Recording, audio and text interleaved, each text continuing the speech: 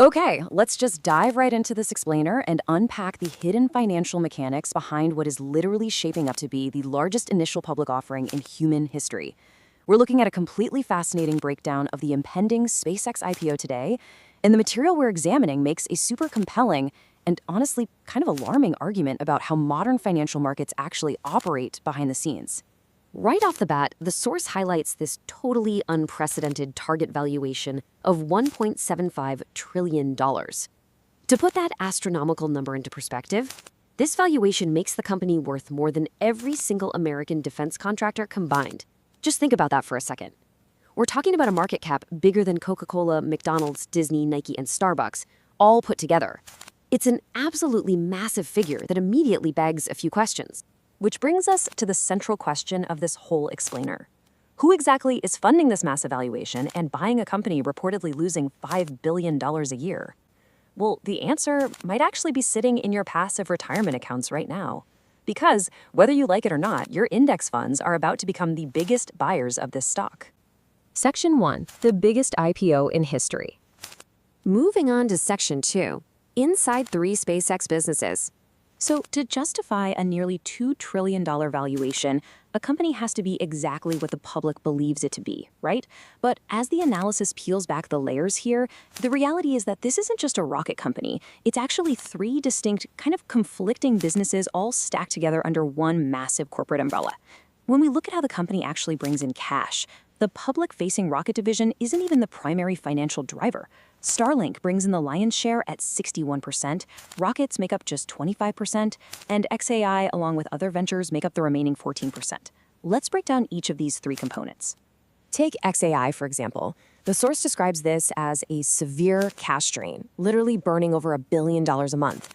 This is the AI lab founded in 2023, which was acquired in an all-stock deal that valued xAI at $250 billion. But here is a truly wild detail. By March of this year, every single one of the 11 original co-founders, we're talking heavyweight researchers from places like Google and DeepMind, had completely walked out. The company essentially had to be rebuilt from scratch, yet somehow it retained this massive valuation. And the explainer points out a vast disparity in valuation relative to actual revenue when you compare xAI to its industry peers. For instance, OpenAI generates around $24 billion annually for an $850 billion valuation. Meanwhile, xAI, estimating just $1 billion in revenue, was bought for $250 billion. The analysis actually calls this the reverse Jerome Powell, because instead of printing cash, it utterly destroys the cash that the rest of the business manages to print. Moving on to the second business. While rockets are obviously the famous face of the company, launching satellites, hauling cargo to the International Space Station, and running crewed missions for NASA, they only bring in about $4 billion in total revenue. That's just about a quarter of total revenue, which completely pales in comparison to that $2 trillion valuation. The rockets are doing great, for sure, but they definitely aren't paying the massive bills.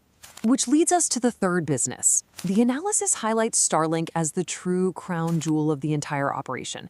It's essentially Comcast in space.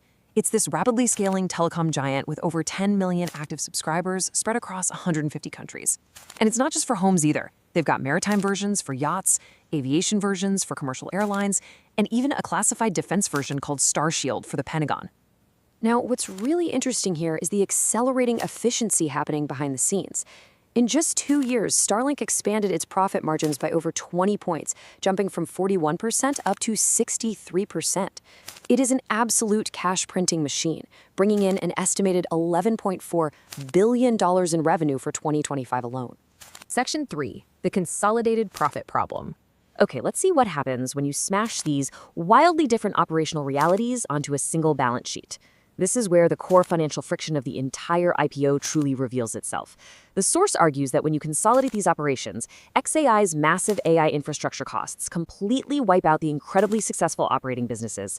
Look, Starlink and the rockets generated roughly $8 billion in combined profits. But once you factor in xAI lighting $1 billion a month on fire, the consolidated entity actually resulted in a nearly $5 billion total loss last year on $18.5 billion in revenue. Next up, Section 4. Rewriting the Nasdaq rules. So how exactly does a company losing $5 billion a year orchestrate the biggest IPO in human history? Well, the investigation points to obscure, perfectly timed rule changes quietly implemented by the Nasdaq just before this listing. The rules of the game were essentially rewritten to clear the runway for this specific event. See, under the old rules, a newly listed company had to wait 3 months before being added to the prestigious Nasdaq 100 index, which is tracked by over $600 billion in investment products. But recently, Nasdaq deliberately compressed 3 months of crucial market price discovery into just 15 trading days. This incredibly fast entry quickly forces passive index funds to automatically buy into the stock. The analysis also points out a second highly convenient rule change regarding the free float. That's the percentage of shares actually available to the public. Under the old rules, a company needed a minimum of 10%. Under the new rules, that minimum is completely gone. SpaceX is targeting an incredibly small float of just 4 to 5%, a level that would have been an automatic disqualification just 6 months ago. And then there's the most complex change of all, which is absolutely crucial to understand. The source calls this the hidden multiplier. This new Nasdaq rule legally forces ETFs to treat free floats under 20% as if they are 3 times larger than their actual size. This means that a tiny 4% float is artificially weighted as 12%. This essentially manufactures automatic demand for the stock out of thin air, forcing billions of dollars in passive capital to buy in. Which brings us to Section 5. You are the exit liquidity. So, finally we reach the trap at the center of this Trojan horse narrative, revealing exactly who is going to foot the bill for this manufactured financial demand. Because, if demand is being artificially created, someone has to be on the other side of that trade. The analysis shows that an unprecedented 30% of this massive offering is being aimed directly at everyday retail buyers. Normal initial public offerings allocate just 5 to 10% to retail, preferring sophisticated institutional investors. The fact that this offering is targeting 30% toward regular people is highly unusual and, frankly, very telling. The source highlights this specific corporate statement made to a room full of bankers by the SpaceX CFO. Retail buyers have been incredibly supportive of us and of Elon for a long time, and we want to make sure that we recognize that. Now, that is the polite corporate PR spin, but the harsh reality, according to the analysis, is that the company is simply unloading an unprecedented amount of incredibly expensive shares onto the public.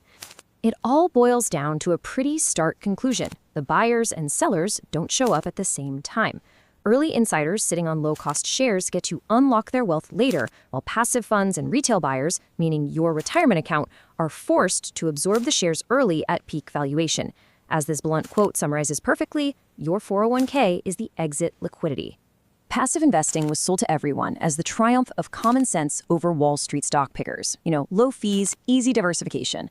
But this source's investigation really asks us to reconsider the hidden automatic costs of this convenient system. The very feature that makes passive investing easy for you is the exact same feature that guarantees you will automatically buy into unprofitable companies if the rules are changed to let them in.